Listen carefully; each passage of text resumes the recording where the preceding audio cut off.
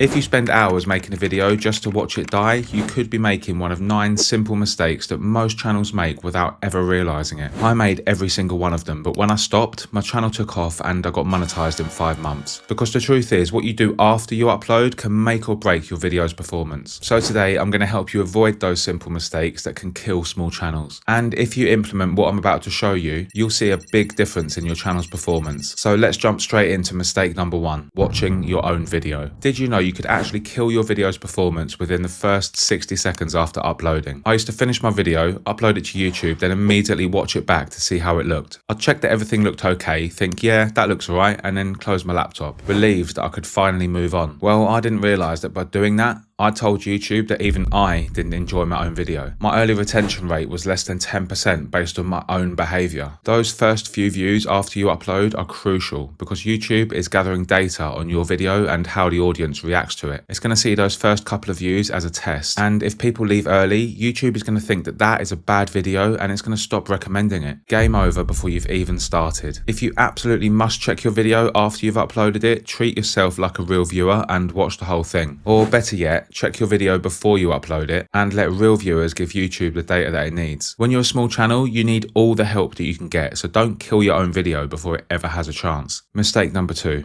Sharing your video. This one might seem harmless, but it can actually kill your video before it's even got started. I know what it's like as a small channel. You'll upload your video and you'll do anything for a few views and likes. So you share it with your friends, family, or even on social media, but without realizing it, you've just sabotaged the video. Those people, they might click on the video and watch 30 seconds out of love, but then they're just going to leave, which again is going to kill your retention. YouTube is then going to see that and limit the reach of your video and stop testing it on people who might actually enjoy it. But even worse than that, you've just confused YouTube as to who your audience actually is. When you upload next, it's going to push your content to people with similar viewing habits to your friends or family. And the likelihood is they're all going to be interested in different content and probably not interested in the content that you make. See, as a small channel, YouTube is still trying to find your audience. And ultimately, that's what it does best. And sharing your video externally is just going to confuse the algorithm. So only share your video with people who are genuinely part of your target audience. And trust me, by the time you get 500 subscribers, those extra couple of views really aren't going to make a difference.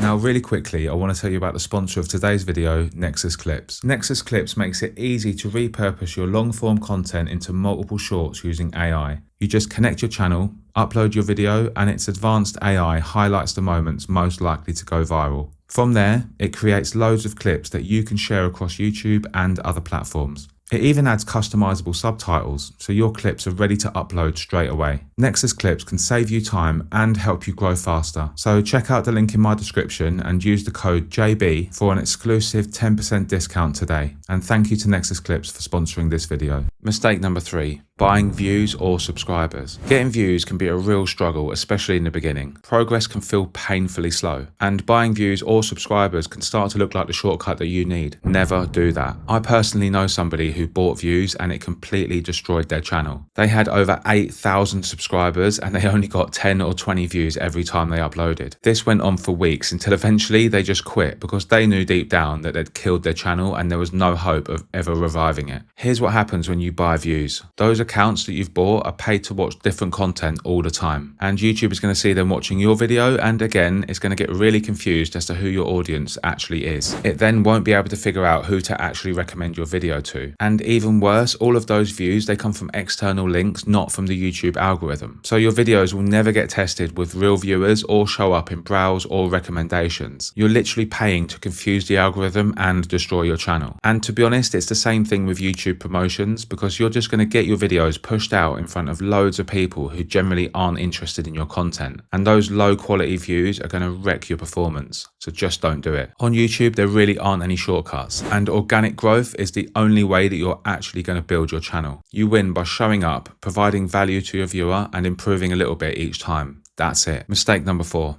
Changing your title or thumbnail. A title or thumbnail change can be a good thing, but never right after you upload. I've seen people panic and change their title 3 times on the same day, and every time they did that, they just reset all of the momentum that YouTube was building. See, when you upload, YouTube is going to test your video with a small batch of people, and it's going to see which ones respond best. If it does well, it's going to push that video out to more and more viewers. But when you change your title or thumbnail, YouTube has to start that testing process all over again, which is going to have a massive negative effect effect in the first 48 hours. You're basically telling YouTube to forget everything that it just learned about your video and start again. And it's only going to do that so many times before it abandons the video, because the first 48 hours are crucial for your video's performance. So do yourself a favor and give your video at least 2 days before you make any changes. And even then, only change it if you've got clear data proving that the title or thumbnail are underperforming, not just because you think it might help. If you've got a low click-through rate, a new title or thumbnail can help, but if you've got poor retention, it's not going to do a thing. So do the right thing and plan your packaging first, so you know that it doesn't need changing. Or even better, just do an A/B test and then YouTube can test your titles for you without affecting your video's testing phase. Mistake 5. Obsessing over analytics. I know it's really tempting to check, but the data that you're going to see in the first couple of hours after upload is meaningless for a small channel. You simply don't have enough views for that data to be of any real use. Your click-through rate might look bad because YouTube is testing your video with the wrong audience. Your retention might look terrible, but you've only had 20 views. Here's what you should actually do instead. Check your analytics once on the first day, respond to every single comment, and then close the app. Come back after 2 days when you've actually got data that's worth using. And instead of obsessing over numbers,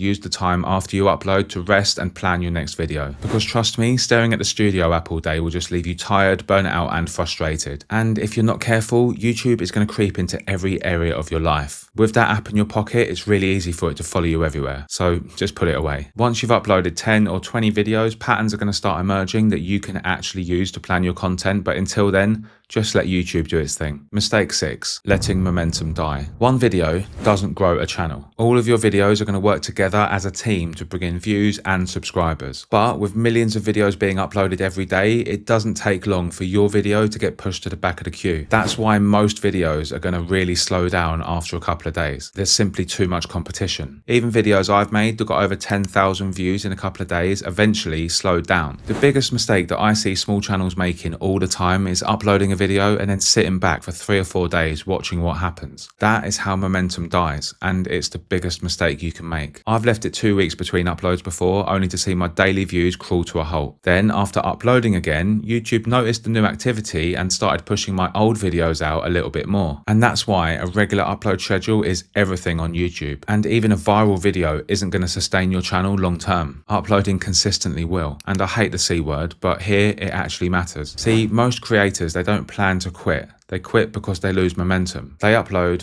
don't see results, take a week off, which turns into 2 and then a month, and then their channel dies. Don't let that be you. The best thing after you upload is immediately start working on your next video. Check your data, respond to comments, take a day or 2 off if you need to, but don't stop for too long. Unfortunately, the only way to truly stay visible on YouTube until you've got a massive library of videos to fall back on is to keep showing up regularly. Mistake 7. Not using end screens properly. This one is really simple, but so many small channels miss it completely and leave hundreds of views on the table. You spent hours making a video, then you did the hard part and you got someone to click on it. Then a few of them people are going to enjoy it and watch the whole of your video, only to be slapped with a "Thanks for watching, I'll see you on the next one." That is a complete waste of an engaged view. On average, only 30% of people are going to be sticking around to the end, so you don't want to waste that. And the end of your video should lead directly into the next one. Your main goal when your video finishes isn't to get someone to like or subscribe. A much more powerful signal to the algorithm is to get them to watch another video, because session time is what grows channels quickly. So instead of ending your video, you should actually set up a new problem that your new video will solve, or tease something that your viewer would be interested in. Then after you upload, add an end screen to the video to guide the viewer onto that piece of content, not back to the home page and onto somebody else's channel. This is going to massively signal just how valuable your content is. Mistake 8.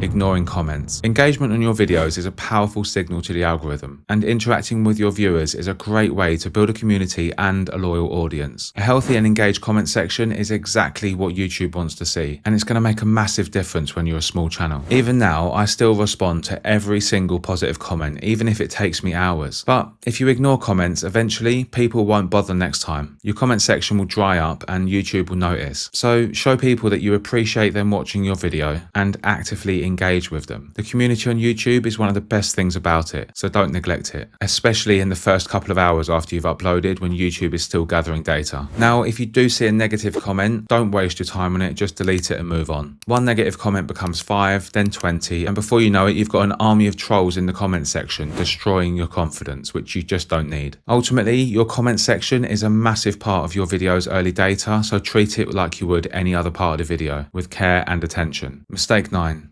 Deleting old videos. A few months ago, I nearly made the biggest mistake of my YouTube journey. I'd taken a gamble and I tried something a bit different, but after 2 weeks, the views just weren't coming in and I thought the video was a flop. I nearly deleted the video until one day I woke up and it had 5,000 views and over 300 comments. Over the next couple of weeks, that video climbed from 5,000 to 17,000 views, and it took me from 300 to 800 subscribers. And if I deleted that video, I would have missed out on all of that growth. What I didn't realize is that videos can randomly blow up weeks or even months later, because YouTube's algorithm is constantly testing your video with different audiences. When that video first went live, it had really good engagement, but then it stopped, and YouTube was just holding it back, waiting to push it out to a bigger audience. So just because your video didn't do well in the first couple of days, it doesn't mean it won't perform later. Give every video a chance and never delete it. Look, I know this is hard. You spend hours working on a video and it feels like nothing's happening. But the sad truth is, most people don't have bad content, they just quit too soon. Stopping these mistakes helped me get monetized in 5 months. And I'm not going to say it was easy, because obviously it wasn't. It took weeks of trial and error, and there were loads of things that I wish I'd done differently. So to help you avoid the mistakes that I made, in this next video, I share 30 brutally honest lessons about YouTube that I wish I knew sooner. So watch that next, and I'll see you over there.